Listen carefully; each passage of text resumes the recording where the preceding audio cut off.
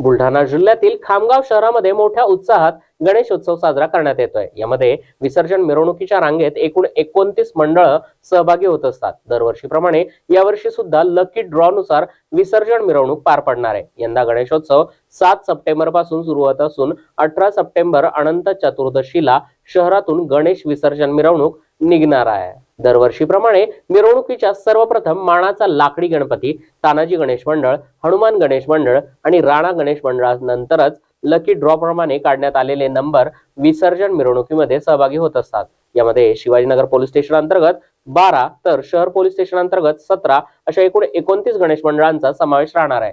गणेशोत्सव मंडळांचे पदाधिकारी यांच्या उपस्थितीमध्ये सुहानी महेंद्र बनसोड या चिमुकलीच्या हस्ते चिठ्ठ्या उघडून लकी ड्रॉ काढून मंडळांची क्रमवारी जाहीर करण्यात आली आहे।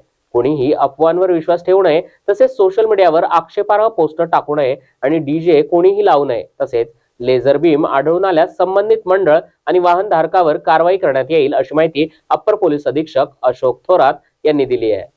बुद्धीची देवता गणेशाची स्थापना उद्यापासून पूर्ण महाराष्ट्रात संबंध देशामध्ये आपल्याकडे केली जाणार आहे।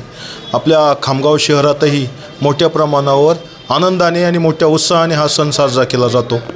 दरवर्षी गणेशाची विसर्जनाची जे अनंत चतुर्दशी दिवशी गणेश विसर्जन केलं जातं, त्यासाठी मोठ्या प्रमाणावर या ठिकाणचे जवळजवळ 29 मंडळ खामगाव शहरमध्ये विसर्जन मिरवणुकीमध्ये सहभागी होत असतात।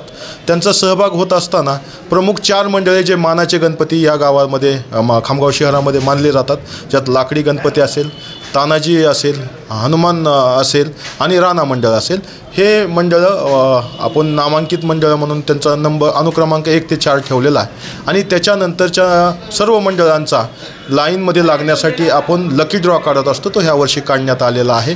यामध्ये जवळजवळ 26 मंडळांचा लकी ड्रॉमध्ये समावेश झालेला आहे आणि 3 मंडळ असे आहेत ज्याच्यामध्ये सराफा मंडळ हे मुख्य लाकडी गणपतीबरोबरच जात असतो आणि अन्य 2 वेगळ्या मार्गावरून समाविष्ट होत असतात। त्याला सर्वांची मान्यता असते, त्याच्यामुळं हा लकी ड्रॉ आज झालेला आहे। त्याप्रमाणे लोक तयारीही करतात। एकच आज प्रामुख्याने हे आहे, गणेशोत्सव मोठ्या उत्साहात साजरा करावा, कुठल्याही स्वरूपाच्या अफवांवर कुणी विश्वास ठेवू नये। एकच आहे, डीजे कुणी लावू नये।